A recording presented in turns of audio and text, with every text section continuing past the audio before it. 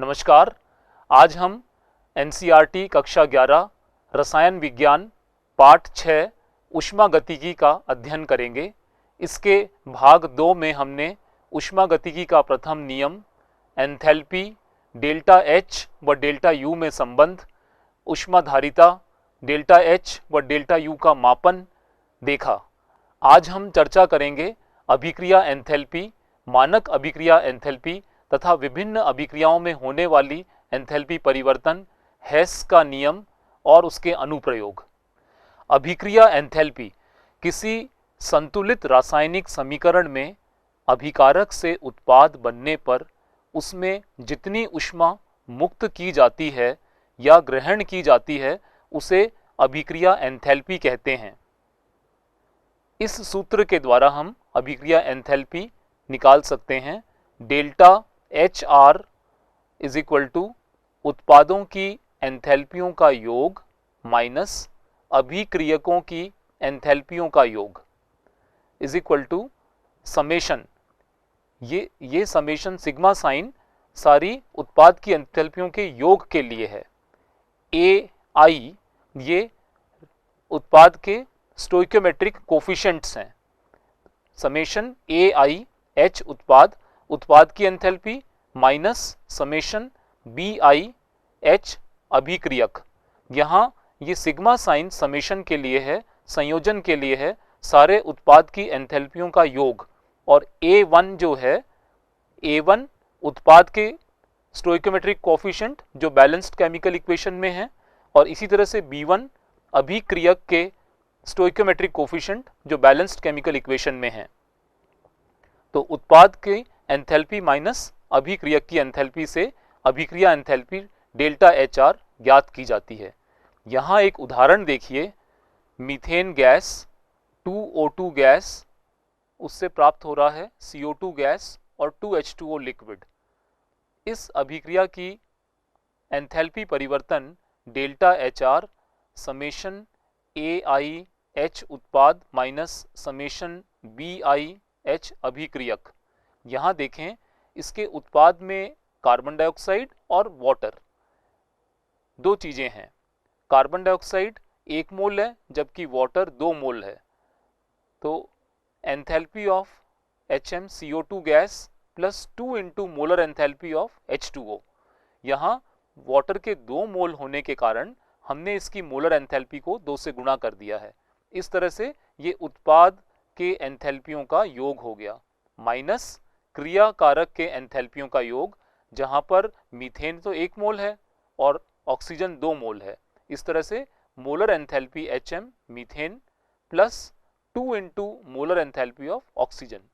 इस तरह से इनकी मोलर एंथैल्पियों को यहाँ डाल के हम डेल्टा एच आर इस अभिक्रिया की एंथैल्पी ज्ञात कर सकते हैं। अतः डेल्टा एच आर जब किसी अभिक्रिया में अभिकारक व उत्पाद की एंथैल्पी का योग समान है तो डेल्टा एच आर 0 होगा। उस अभिक्रिया को ताप निरपेक्ष कहते हैं। तापमान के साथ उसके डेल्टा एच आर पर कोई प्रभाव नहीं पड़ेगा।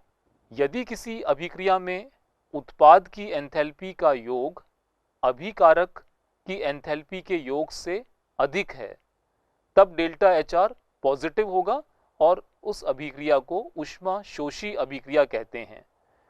इस चित्र में देखें, ये अभिकारक की एंथैल्पी है और ये उत्पाद की एंथैल्पी है।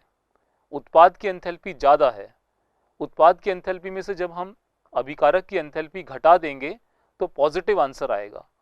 अतः ये ऊष्मा शोषी अभिक्रिया के लिए डेल्टा एच आर का मान पॉजिटिव आता है। यदि किसी अभिक्रिया में अभिकारक की एंथैल्पी का योग उत्पाद की एंथैल्पी के योग से अधिक है तो डेल्टा एच आर नेगेटिव तथा उसमें ऊष्मा क्षेपी अभिक्रिया होगी, एक्सोथर्मिक रिएक्शन।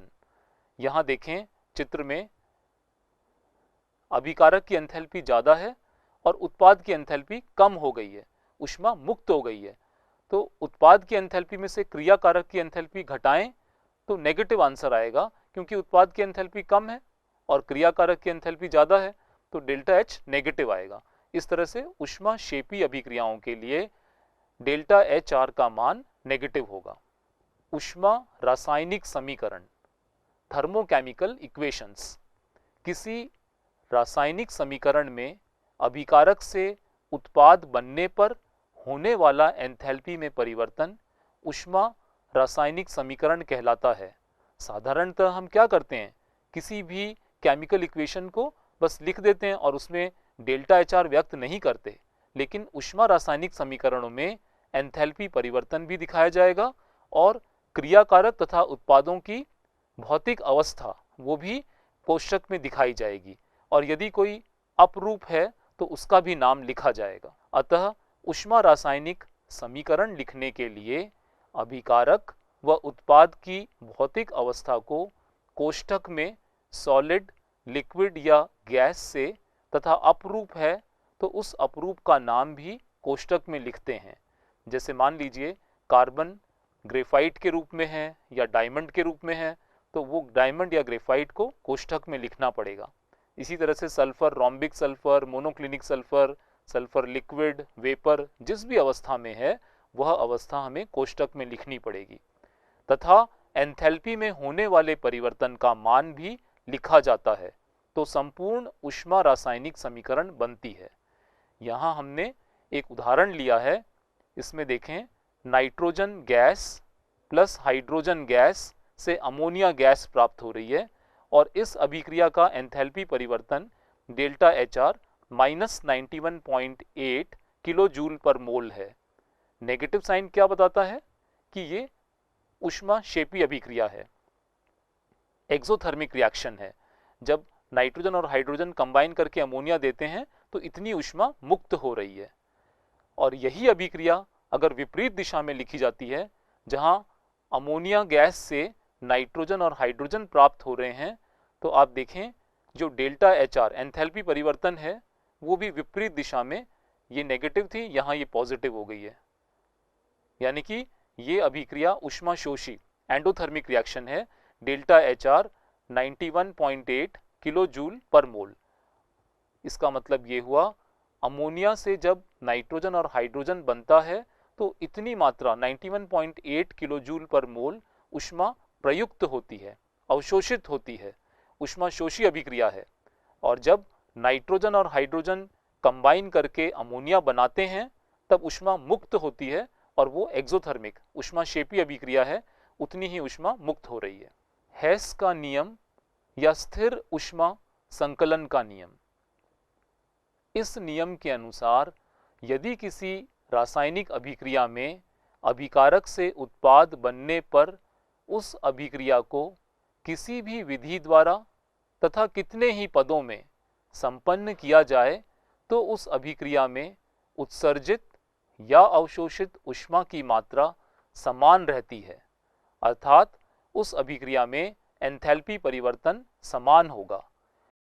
हेस का नियम ये बताता है कि अगर हम कोई रिएक्शन ए से बी पे ले जा रहे हैं, हम उसे सिंगल स्टेप में ले जाएं या हम उसे कई सारे पदों के बाद ए से बी में लाएं, दोनों ही केस में उष्मा का परिवर्तन समान होगा।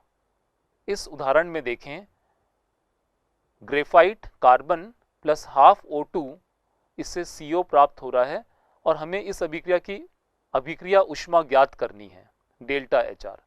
और हमारे पास ये दो समीकरण दिए गए हैं जहां carbon graphite solid state plus O2 gas CO2 दे रहा है, उसका एंथैल्पी परिवर्तन -393.5 किलो जूल पर मोल है। और दूसरा समीकरण दिया है जहां CO प्लस हाफ O2 से CO2 गैस बन रहा है और इसका एंथैल्पी परिवर्तन -283.0 किलो जूल पर मोल है। जबकि जो इक्वेशन पूछी गई है उसमें CO के लिए पूछा है। इन दोनों में से CO इस दूसरी इक्वेशन में आ रहा है और वो भी क्रियाकारक की तरफ, और हमें कहाँ चाहिए, उत्पाद की तरफ चाहिए। तो हम क्या करेंगे, इस सेकंड इक्वेशन को उलट देंगे, इसको विपरीत दिशा में कर देंगे, यानी कि CO2 से CO और हाफ O2 बनाएंगे। ये देखें यहाँ पे थर्ड समीकरण जो हमने इसको सेकंड को उल्टा करके लिख दिया है। और जब हम समीकरण को विपरीत दिशा में लिखते हैं तो एंथैल्पी परिवर्तन का साइन भी परिवर्तित हो जाता है। यदि ये अग्र दिशा में एक्सोथर्मिक है तो विपरीत दिशा में एंडोथर्मिक हो जाएगी। यहाँ देखें CO2 गैस से CO गैस और हाफ O2 गैस प्राप्त हो गया है और इस अभिक्रिया का एंथैल्पी परिवर्तन पॉजिटिव आ गया है प्लस 283.0 किलो जूल पर मोल। इस रिएक्शन को हमने विपरीत दिशा में लिखा तो डेल्टा HR का साइन भी अपोजिट आ गया है। अब हमारे पास इक्वेशन 1 और इक्वेशन 3, इन दोनों से हम इक्वेशन जो पूछी गई है प्राप्त कर सकते हैं। तो इक्वेशन 1 और 3 को जब जोड़ेंगे तो आप देखें इसमें CO हमें दाईं तरफ मिल रहा है और वही CO हमें दाईं तरफ चाहिए, और इधर हाफ O2 यहाँ दाईं तरफ है और फर्स्ट इक्वेशन में 1 मोल O2 बाईं तरफ है, तो ये हाफ मोल O2 पूरा कट जाएगा और केवल हाफ मोल O2 क्रियाकारक की तरफ बच जाएगा। तो इस तरह से हमारे पास यहाँ हाफ O2 क्रियाकारक की तरफ बच गया है। तो C graphite plus half O2 gas और उससे ये CO गैस यहाँ पर प्राप्त हो गया। तो हमने क्या किया, पहली इक्वेशन माइनस सेकंड इक्वेशन, तो उसी तरह से फर्स्ट और थर्ड को जब जोड़ा तो ये फर्स्ट का एंथैल्पी परिवर्तन माइनस 393.5 और थर्ड इक्वेशन का एंथैल्पी परिवर्तन प्लस 283 है। इन दोनों से हमने delta HR of the reaction निकाल लिया। तो इस तरह से हेस के नियम के द्वारा हम विभिन्न रासायनिक अभिक्रियाओं का डेल्टा HR निकाल सकते हैं। हेस के नियम का महत्वपूर्ण निष्कर्ष यह है कि रासायनिक अभिक्रिया में अभिकारक से बना अंतिम उत्पाद में अवशोषित या उत्सर्जित ऊष्मा की मात्रा अभिकारक या उत्पाद पर निर्भर करती है तथा यह अभिक्रिया किस तरीके से संपन्न हुई है उस पर निर्भर नहीं करती। अर्थात यदि हम किसी एक अभिकारक से एक उत्पाद प्राप्त करते हैं, चाहे वह हम एक पद में प्राप्त करें या कई सारे पदों में प्राप्त करें, दोनों ही केस में अभिक्रिया एंथैल्पी परिवर्तन का मान समान प्राप्त होगा। इस चित्र में देखें, यहां हमने A से B रिएक्शन कराई जिसका एंथैल्पी परिवर्तन डेल्टा HR है। दूसरी बार हमने यही रिएक्शन A से C एक पद, C से D दूसरा पद और D से B तीसरा पद, 3 पदों में अभिक्रिया कराई। तो एक पद में होने वाली अभिक्रिया का एंथैल्पी परिवर्तन इन तीनों के योग के बराबर होगा। Delta HR is equal to delta HR1 plus delta HR2 plus delta HR3। Hess के नियम के अनुप्रयोग यौगिक की संभवन एंथैल्पी की गणना, यौगिक की अभिक्रिया एंथैल्पी की गणना, यौगिक की दहन एंथैल्पी की गणना, अनुनाद ऊर्जा की गणना करने में और बॉर्न-हैबर चक्र में। हम देखेंगे बॉर्न-हैबर चक्र में वो एंथैल्पियां जो डायरेक्टली नहीं निकाली जा सकती, वो हम बॉर्न-हैबर चक्र के द्वारा हेस के नियम को प्रयोग करके निकाल सकते हैं, जैसे लेटिस एनर्जी। मानक अभिक्रिया एंथैल्पी क्या है? किसी रासायनिक अभिक्रिया की मानक एंथैल्पी वह एंथैल्पी परिवर्तन है जब अभिक्रिया में भाग लेने वाले सभी पदार्थ अपनी मानक अवस्थाओं में हो। किसी पदार्थ की मानक अवस्था किसी निर्दिष्ट ताप पर उसका वह शुद्ध रूप है जो 298 केल्विन 1 बार दाब पर पाया जाता है। इसे डेल्टा HR, ध्यान दें डेल्टा HR नॉट लगाते हैं ऊपर, मानक के लिए डेल्टा HR नॉट। जब हम केवल अभिक्रिया एंथैल्पी की बात कर रहे थे तो डेल्टा HR लिख रहे थे, लेकिन यदि आपके क्रियाकारक और उत्पाद मानक अवस्था में हैं, सबसे शुद्ध स्थायी रूप में हैं और एक बार दाब पर हैं, तब डेल्टा HR नॉट लिखा जाएगा। इसे किलोजूल प्रति मोल में व्यक्त करते हैं। जैसे मान लीजिए इथेनॉल लिक्विड का मानक रूप क्या होगा कि उसका शुद्ध इथेनॉल 298 केल्विन और 1 बार दाब पर जो है वो मानक रूप है।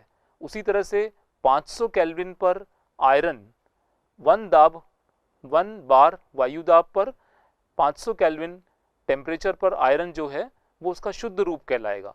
सामान्यतः ये मानक अभिक्रिया एंथैल्पी 298 केल्विन रूम टेम्परेचर पर ज्ञात की जाती हैं, और ये ध्यान रखना है कि क्रियाकारक और उत्पाद अपनी मानक अवस्था में हो, शुद्ध रूप में, स्थायी रूप में हो। मानक संभवन एंथैल्पी या विरचन एंथैल्पी। किसी रासायनिक अभिक्रिया में एक मोल उत्पाद का निर्माण जितने अवयवी तत्वों से होता है जो अपने सबसे स्थायी रूप में लिए गए हों, तो उसमें होने वाला मानक एंथैल्पी परिवर्तन मानक संभवन या मानक विरचन एंथैल्पी कहलाता है। ये बात ध्यान रखनी है यहाँ पे कि तत्वों से कोई भी यौगिक बनाएं और वो तत्व अपने स्थायी रूप में होने चाहिए और 1 मोल उत्पाद प्राप्त होना चाहिए, तब ये मानक संभवन एंथैल्पी उस 1 मोल उत्पाद की होगी। इस टेबल में आप देखें, सबसे मानक शुद्ध रूप कुछ एलिमेंट्स के लिए 0 लेना होता है, उनकी एंथैल्पी ऑफ फॉर्मेशन 0 है। जैसे ब्रोमीन लिक्विड स्टेट में उसकी एंथैल्पी ऑफ फॉर्मेशन 0 ली जाएगी। ब्रोमीन गैसियस स्टेट में कुछ ना कुछ उसकी एंथैल्पी है। कार्बन, डायमंड और ग्रेफाइट 2 फॉर्म में है, लेकिन ग्रेफाइट उसका स्टेबल फॉर्म है, मोस्ट स्टेबल फॉर्म, और उसके लिए मानक एंथैल्पी ऑफ फॉर्मेशन 0 है। इसी तरह से क्लोरीन गैस, इसके लिए मानक enthalpy of formation, standard enthalpy of formation 0 है। तो तत्वों के सबसे स्थायी रूप या अगर कोई तत्व कई सारे अपरूपों में पाया जाता है तो उसके सबसे स्थायी रूप के लिए मानक एंथैल्पी ऑफ फॉर्मेशन 0 होता है। हमें कम से कम जिन तत्वों के लिए 0 है वो याद रखना है। मानक एंथैल्पी ऑफ फॉर्मेशन को हम डेल्टा HF0 से दिखाते हैं। नॉट लगाने का मतलब है मानक स्थिति में एंथैल्पी परिवर्तन। इन उदाहरणों में देखें, हमने 1 मोल जल बनाया है H2O, उसके तत्वों के द्वारा hydrogen gas plus half O2 gas और उससे 1 मोल वाटर प्राप्त हो रहा है। इसकी मानक enthalpy of formation -285.8 kilo joule per mole है। माइनस का साइन ये बताता है कि रिएक्शन एक्सोथर्मिक ऊष्माक्षेपी अभिक्रिया है। इसी तरह से graphite, carbon graphite solid plus 2H2 gas, उससे मीथेन CH4 प्राप्त हो रहा है। इसकी enthalpy of formation -74.81 kilo joule per mole है। इसी तरह से इथेनॉल का 1 मोल प्राप्त किया है और उसके तत्वों के द्वारा जहां कार्बन ग्रेफाइट रूप में लिया जाएगा, हाइड्रोजन गैस और हाफ O2 गैस रूप में लिया है और उसका enthalpy of formation -277.7 kilo joule per mole है। अब देखते हैं हम मानक दहन एंथैल्पी। किसी रासायनिक अभिक्रिया में 1 मोल पदार्थ का पूर्ण रूप से वायु की उपस्थिति में दहन या ऑक्सीकृत होने में हुआ एंथैल्पी परिवर्तन मानक दहन एंथैल्पी कहलाता है। जब समस्त अभिकारक एवं उत्पाद एक विशिष्ट ताप पर अपनी मानक अवस्थाओं में होते हैं, तब किसी पदार्थ का दहन होने पर ऊष्मा मुक्त होती है, जिससे ऊष्माक्षेपी अभिक्रिया होने से दहन एंथैल्पी का मान नेगेटिव होता है। LPG गैस का मुख्य घटक ब्यूटेन का दहन। इस उदाहरण में देखें, C4H10 LPG गैस में प्रोपेन और ब्यूटेन पाई जाती है, मुख्य घटक ब्यूटेन है। ब्यूटेन का दहन ऑक्सीजन के साथ अभिक्रिया और उससे हमें CO2 और H2O प्राप्त हो रहा है। इस अभिक्रिया में जो अभिक्रिया परिवर्तन, एंथैल्पी परिवर्तन हो रहा है वो डेल्टा H0C से प्रदर्शित किया और ये -2658 किलो जूल इतनी ऊष्मा मुक्त हो रही है और यह ऊष्मा रसोई गैस में खाना पकाने के काम आती है। ऊष्माक्षेपी अभिक्रिया है, ब्यूटेन के जलने से इतनी ऊष्मा मुक्त हो रही है। परमाणुीकरण या कणन एंथैल्पी। किसी गैसीय 1 मोल पदार्थ का टूटकर उसके परमाणुओं में परिवर्तित होने में जितना एंथैल्पी परिवर्तन होगा उसे कणन एंथैल्पी या मानक कणन या परमाणुीकरण एंथैल्पी कहते हैं। यहाँ हम क्या कर रहे हैं, 1 मोल गैसीय अणु को लेकर उसके परमाणु बना रहे हैं और जितना एंथैल्पी परिवर्तन इस अभिक्रिया में होगा उसे मानक परमाणुकरण एंथैल्पी कहेंगे। यहाँ उदाहरण देखें, हाइड्रोजन गैस को उसके हाइड्रोजन परमाणु 2H परमाणु में तोड़ दिया तो हमने उसको कण में बदल दिया, अणु से परमाणु में बदल दिया। Delta HA0 435 kilo joule per mole है। तो पॉजिटिव साइन ये बताता है कि यह ऊष्मा शोषी अभिक्रिया है। किसी अणु से परमाणु प्राप्त करने के लिए ऊष्मा का अवशोषण होगा, इतनी मात्रा में ऊष्मा अवशोषित होगी तब वो अणु परमाणुओं में बदल जाएगा। दूसरा उदाहरण देखें, जहां मीथेन गैस से कार्बन गैस और H गैस प्राप्त किया, हाइड्रोजन परमाणु गैस के रूप में प्राप्त किया, और इसकी कणन या परमाणुकरण enthalpy 1665 kilo joule per mole है। क्योंकि कई सारे बंधों को तोड़ते हैं, ऊष्मा की आवश्यकता होती है, अतः ये परमाणुकरण या कणन एंथैल्पी ऊष्मा शोषी अभिक्रियाएं हैं। आबंध वियोजन एंथैल्पी, किसी रासायनिक अभिक्रिया में अभिकारक से उत्पाद बनने पर अभिकारक में उपस्थित पुराने बंध टूटते हैं व उत्पाद में नए बंध बनते हैं, तो बंध के टूटने में होने वाला एंथैल्पी परिवर्तन बंध वियोजन एंथैल्पी कहलाता है। इसे delta HB0 bond dissociation enthalpy delta HB0 द्वारा व्यक्त करते हैं। आबंध के टूटने पर ऊष्मा शोषी अभिक्रिया तथा आबंध के बनने पर ऊष्मा क्षेपी अभिक्रिया होती है। बंध को तोड़ने में ऊष्मा की आवश्यकता है, अतः बंध का टूटना ऊष्मा शोषी है, और जब बंध बनता है तो ऊष्मा मुक्त होती है, अतः बंध का बनना ऊष्मा क्षेपी अभिक्रिया है। अतः द्विपरमाणुक अणु की आबंध वियोजन एंथैल्पी कणन एंथैल्पी के समान है। द्विपरमाणुक अणु मतलब ऐसा अणु जिसमें दो परमाणु हैं, उन दो परमाणुओं के बीच में केवल एक ही बंध होगा। जब हम उस अणु से परमाणु प्राप्त करते हैं तो हम उस बंध को तोड़ रहे हैं।